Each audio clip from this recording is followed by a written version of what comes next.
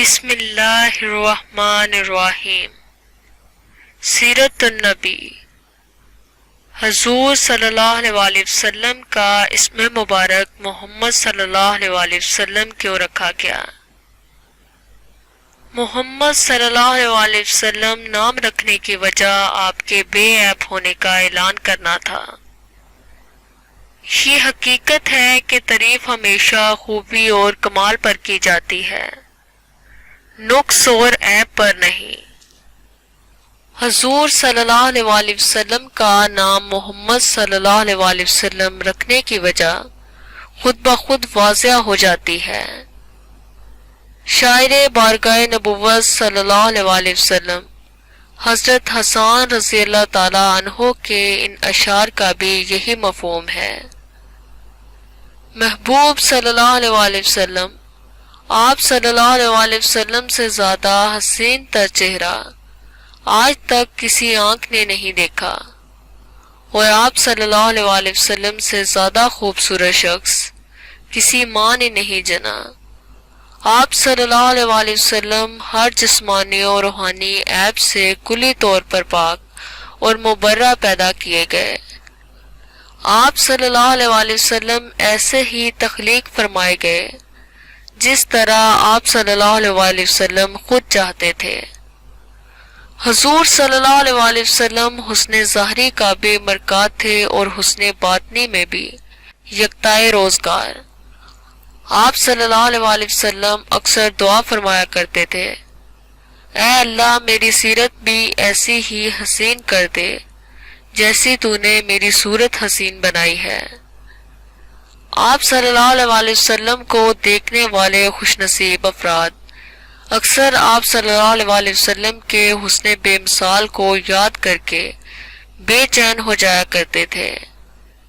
ایک صحابی حضرت برا بن عازب رضی اللہ تعالیٰ عنہ فرماتے ہیں کہ ایک مرتبہ میں حضور صلی اللہ علیہ وسلم کی قدم بوسی کے لیے حاضر ہوا، دیکھا کہ حضور صلی اللہ علیہ وسلم سرخ داری دار لباس پہنے بستر پر استراحت فرما رہے ہیں، اور ادھر آسمان پر چودھویں کا چاند چمک رہا ہے۔ میں کبھی چاند کو اور کبھی حضور صلی اللہ علیہ وسلم کے رخ زیبا کو دیکھتا، خدا کی قسم آپ چاند سے زیادہ حسین نظر آ رہے تھے۔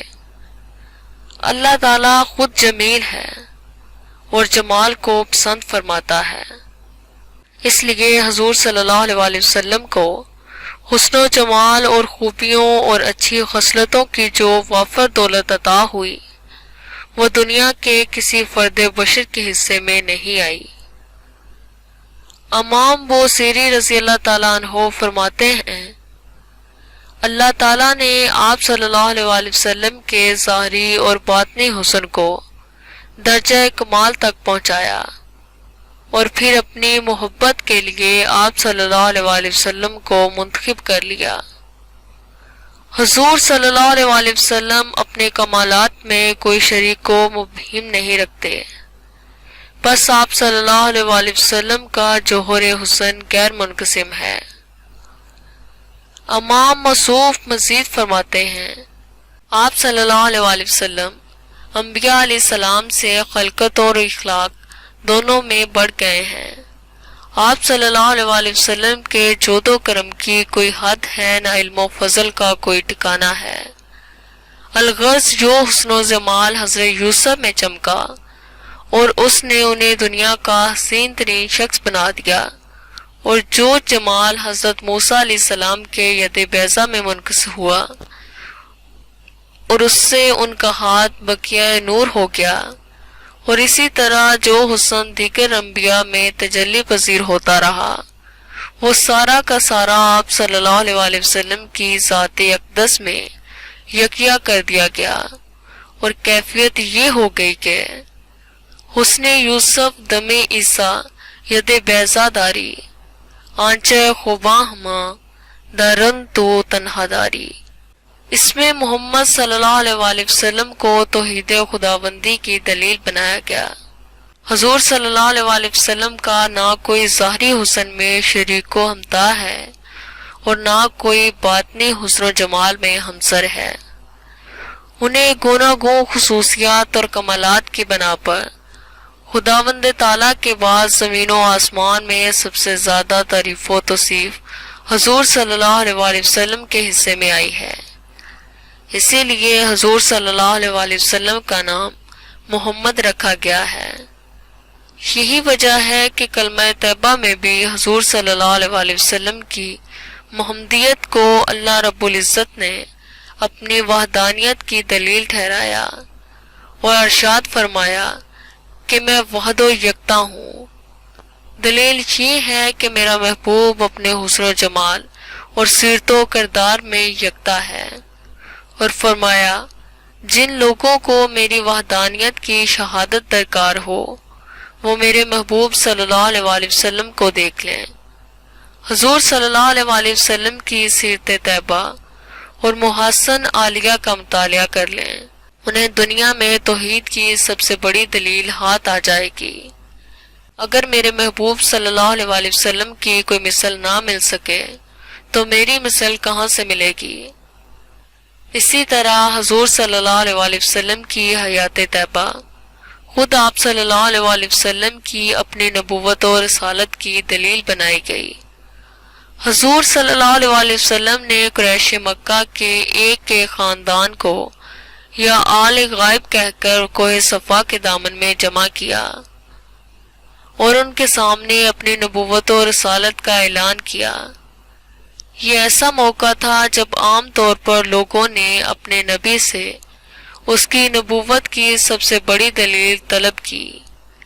ایسے ہی موقع پر حضرت موسیٰ علیہ السلام نے اپنے عصا کا اور حضرت عیسیٰ علیہ السلام نے احیاء موتیٰ کا معجزہ پیش کر کے ثبوت نبوت پیش کیا تھا۔ اگر حضور صلی اللہ علیہ وسلم بھی اعلان نبوت کے اس موقع پر چاہتے تو چاند کے ٹکڑے کر دیتے، ڈوبتے سورج کو دوبارہ مغرب سے طلوع کرا دیتے، درختوں اور پہاڑوں کو اپنی جگہ سے ہٹا دیتے، مگر حضور صلی اللہ علیہ وسلم نے ایسا نہیں کیا، بلکہ اس موقع پر سب سے منفرد اور سب سے نرالی دلیل پیش کی اور فرمایا میں تمہارے اندر اپنی زندگی کا بیشتر حصہ گزار چکا ہوں، مجھے دیکھ لو، یہی میری نبوت کی اور اللہ کی وحدانیت کی سب سے بڑی دلیل ہے۔ چونکہ باری تعالیٰ نے حضور صلی اللہ علیہ وسلم کو ان تمام محاسن سے بہرہ یاب فرما کر اپنے حسن کامل کی دلیل اتم بنایا تھا، اس لیے حضور صلی اللہ علیہ وسلم کو اس محمد صلی اللہ علیہ وسلم کے اسم گرامی سے نوازا گیا۔ لفظ محمد صلی اللہ علیہ وسلم کا مادہ حمد ہے، اور محمد صلی اللہ علیہ وسلم کا معنی ہے جس کی بہت زیادہ تعریف کی جائے، یعنی حمد کی جائے۔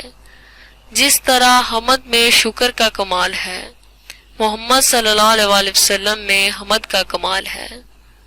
حمد اللہ تعالیٰ کے کلام میں سب سے پہلا فرد ہے، الحمدللہ رب العالمین، اور محمد صلی اللہ علیہ وسلم اس کی مخلوق میں سب سے پہلا فرد۔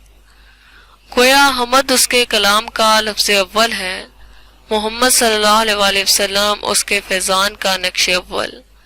حمد باری تعالیٰ کی ربوبیت کا اشتیاق ہے، محمد صلی اللہ علیہ وسلم اس کی ربوبیت کا اعجاز۔ حمد صفات باری تعالیٰ کی دلیل ہے، محمد صلی اللہ علیہ وسلم ذات باری کی دلیل۔ حمد میں بھی تمیم ہے اور محمد صلی اللہ علیہ وسلم میں بھی تمیم۔ حمد کو بھی تمام نعمتوں پر محیط کیا گیا ہے، اور محمد صلی اللہ علیہ وسلم کا دامن رحمت بھی سب نعمتوں پر محیط ہے۔ حمد ہر ذرہ کائنات سے یاں ہے، محمد صلی اللہ علیہ وسلم ہر ذرہ کائنات میں نہاں، حتیٰ کہ حمد مطلوب انس و جاں ہے اور محمد صلی اللہ علیہ وسلم مقصود انس و جاں۔ اس لیے باری تعالیٰ نے اپنے محبوب صلی اللہ علیہ وسلم کو محمد صلی اللہ علیہ وسلم جیسے خوبصورت ترین نام سے موسوم فرمایا ہے۔ شکریہ۔